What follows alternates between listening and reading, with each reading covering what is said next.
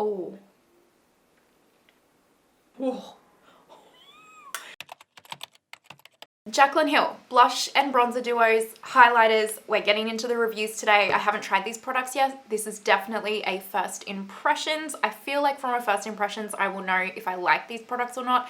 It's not like a foundation or a concealer where you can kind of test it a few ways. You either like a bronzer or you don't like a bronzer. You know what I'm saying? You know what I'm saying? Don't forget to do the YouTubey things. You can give this video a thumbs up, subscribe, hit that notification bell if you'd like to. I appreciate it so much if you do. And now let's get into this review. The first product that we are going to put on our face is the bronze and blushing duo. So this is the unit carton that it comes in, and I will say I do like her logo. I love the font that she has. It's very modern and different and nice. I like it. I also like that this is like rose gold. It's very pretty. It's like a nice metallic. So I enjoy the unit carton. I mean, you just take them off and throw them away, but I enjoy it. Now, this is the actual component itself, and because it's shiny material, my lights are just gonna reflect off it, so I'm sorry for that.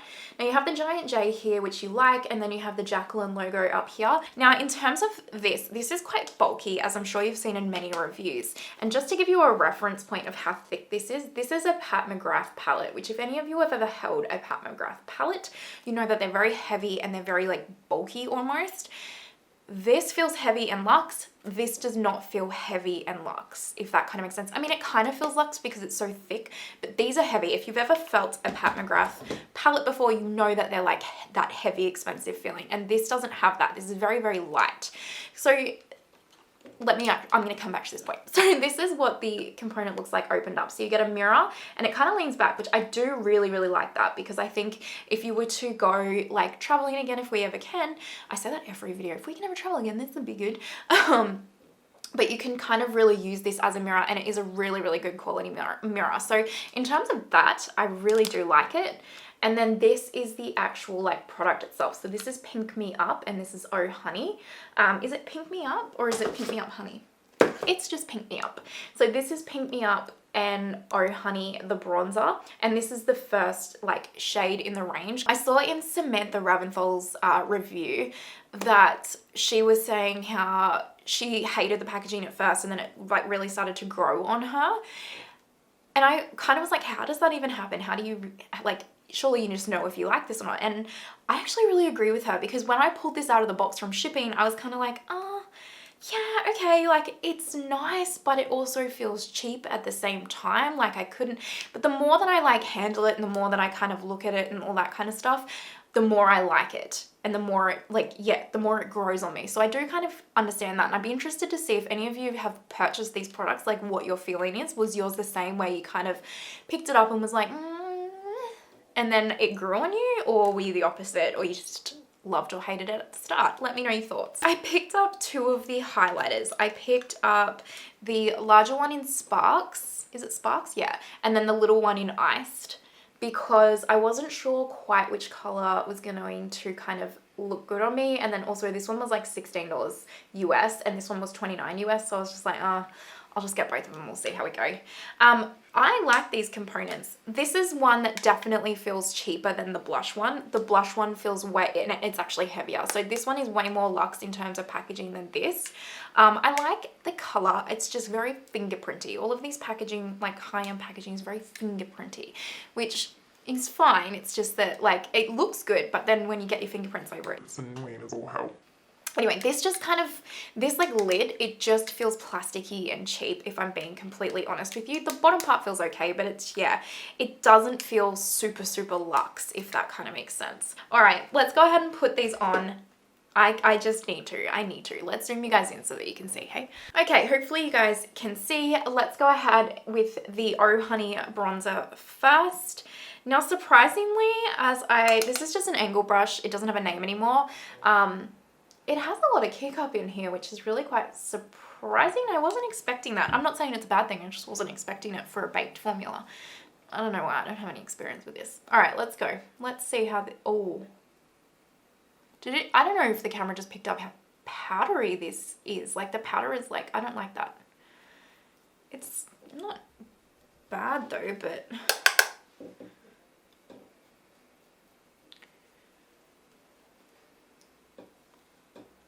it's funny because I thought people kept talking about how sheer this product was, but it's not as sheer as you think unless I'm just that pale, which is quite possible, to be completely honest with you. This is the lightest shade of the bunch. I'll be honest and say that I like this more than I thought I was going to. I actually thought I was not going to like this. Which just goes to show you can't judge a book by its cover. How many times do we need to be told that before we learn our lesson? This is the bronzer on and I really like it. It's very natural. Like, it could just be because it's quite a light shade for me, but it's very natural looking and I really, really like that. It just honestly looks like I've been sun-kissed almost. Like, I don't know how to describe it, and I hope that the camera is picking it up quite well. I feel like my lights are dark enough that it is. It's smoothed my texture. It's kind of like almost airbrushed it. I'm impressed. I'm not gonna lie. All right, now let's go into highlight. So I'm gonna take Sparks first because this is the champagne-y one. And I've actually, I'll show you guys, I've put iced on my inner corner already right here. So you can kind of see how like metallic and blinding the highlighter is even just on my inner corners. So I'm just taking my Linda Hallberg 306 highlighter brush. This is a really good highlighter brush because you can get it quite concentrated, and I'm just taking some of the product here. Now I'm going to be interested to see how this looks on my cheeks because she talks about in the description of this product on her website how creamy this is and how she usually wears it without even any makeup on because it's so creamy. But when I was swatching this yesterday, when I was taking some flat lay pics, it felt very dry. So I'm going to be interested to see how this goes on my skin. So again, let's hope that this is one of those products that surprises me and I really like it instead of not.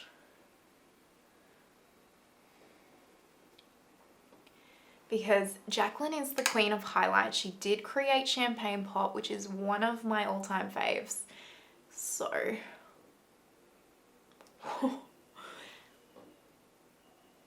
well, it's blinding. Let's YOLO. YOLO! YOLO!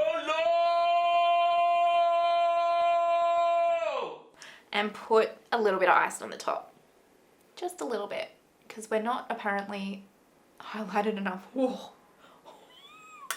That's a lot. That's a lot. We're not going anywhere, it's fine. I will say my skin looks a little bit textured, like it has emphasized the texture more than say the Becca highlight. But we'll see how we go after I put setting spray on too, because usually when I put setting spray on over the top, I haven't put any on yet, it kind of like melts everything into my skin, you know? So we'll see, we'll leave judgment for now. Let's go ahead and do blush. This is Pink Me Up. So I'm just taking a Delium Tools like slanted blush brush, and I'll pick up some of this product. Now people have said this is really buildable and this doesn't have anywhere near as much kick up as the bronzer does, but it has a little bit. Let's see. Wow, this is so pink. People have said this is really, really, such a powdery formula. It's very interesting to me. I wasn't expecting, I'm not saying it's bad, I just wasn't expecting that. People have said this is really, really buildable, and I agree with them actually, because I'm putting a lot on my brush and you can hardly tell I've got anything on my face. You have to put so much of this product on to build it up. Like, honestly, I have been like constantly dipping into this compact just to even get this much color on. I suppose that's a good thing though, like if you... I feel like I want it just like a little bit more pigmented than what it is.